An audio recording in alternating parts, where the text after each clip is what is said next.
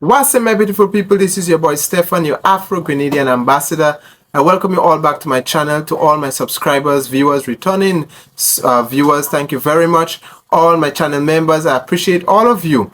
And also, I want to thank Alex the X, all the way from South Africa, my dear friend, for all your support and your encouragement, my dear friend. I appreciate it.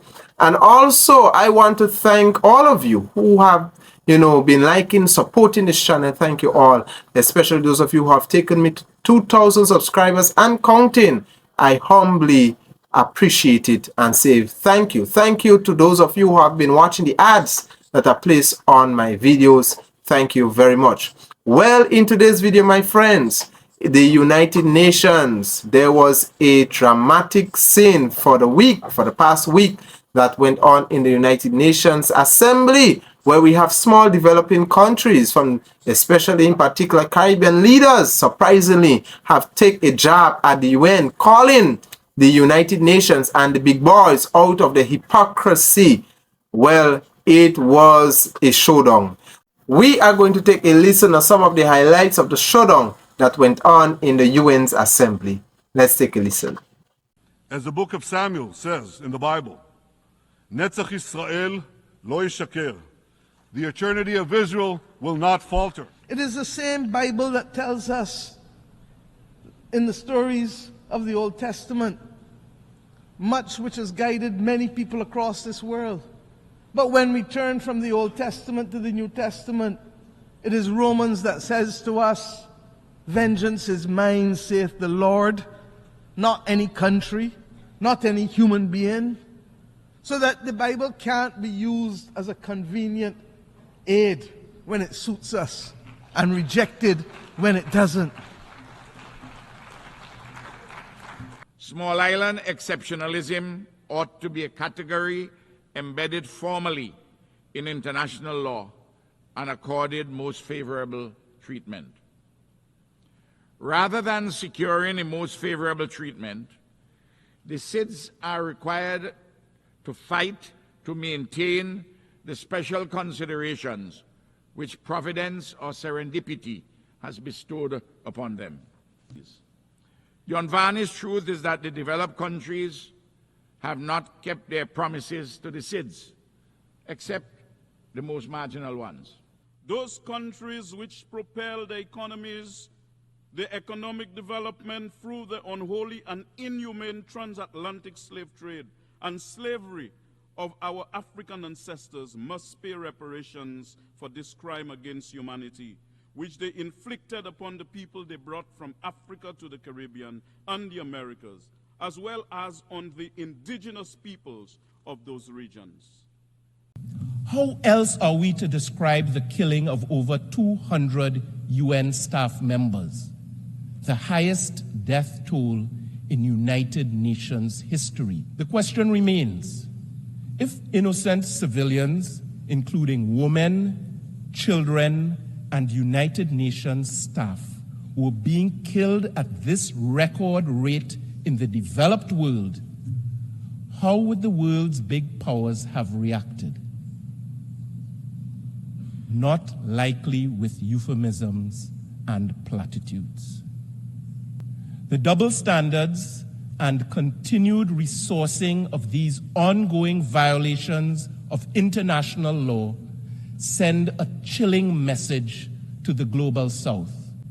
And that message is this: there are some powerful people in this world who are of the view that a Palestinian child is less worthy of defense, protection, food, water, and life than another child.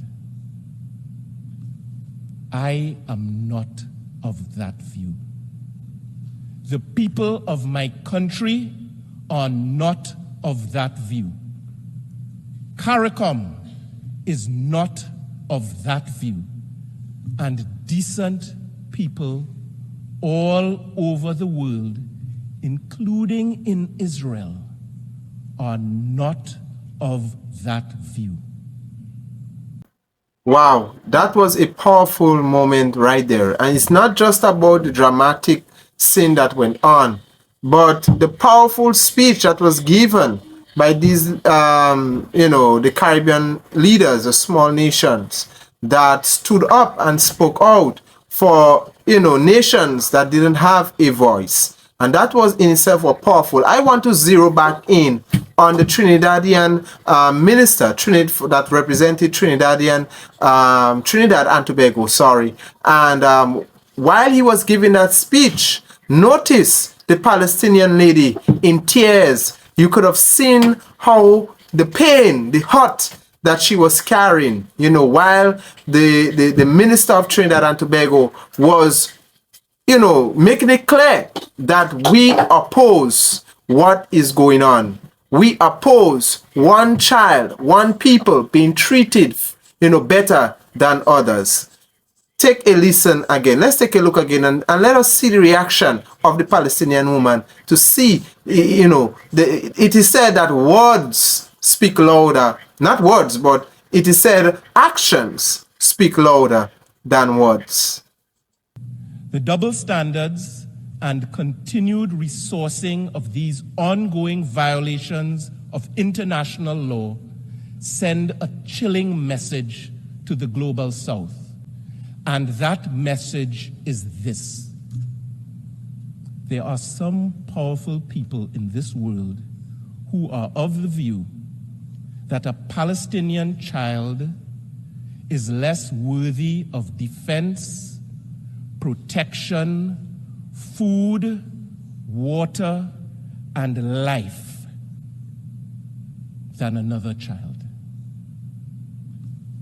I am not of that view. The people of my country are not of that view. CARICOM is not of that view. And so, guys, that was a powerful moment. I thought, the minister from Trinidad and Tobago had done a very good job in being a voice for the voiceless. And as you can see, the Palestinian woman, was in tears. She was in tears, and you could have seen the hurt and the pain that she was carrying, sitting all alone, and, defenseless, for her people, with all what their people are going through, she's still there representing. And as we can see that the minister of Trinidad and Tobago was being a voice for the people of the Palestine. And I think that was a very good job. Very kudos to Trinidad and Tobago. I compliment you on that. And as we can see, some of the Caribbean leaders were bold in confronting those developed nations, in confronting the hypocrisy, the evil deeds, the hypocrisy that these people continue to demonstrate. As we can see, Mia Motley, confronting the Prime Minister of Israel, Netanyahu, as he quoted from the Bible. Mia Motley gave a clever response. It is the same Bible that says, vengeance is mine. God is the same God that you are preaching that says, vengeance is mine, I will repay. So Mia Motley was basically saying, why are you taking matters into your own hands? And I thought that was a clever response, as we heard from the St. Lucia representative saying that reparations must be paid. We are calling for reparations because African descendants are yet to get reparations. Everyone has gotten the reparations, but except the African people. And so, guys, I am very proud. I'm very proud. The Caribbean leaders have sent a clear message. Some, not all, because there are some Caribbean leaders that still need to wake up. But some of these Caribbean leaders sent a clear message that we are small islands, we are developing islands, we are developing nations, as you have painted us to be. We are developing nations. Yes, we are third world countries. Yes, but we are well aware of what is going on.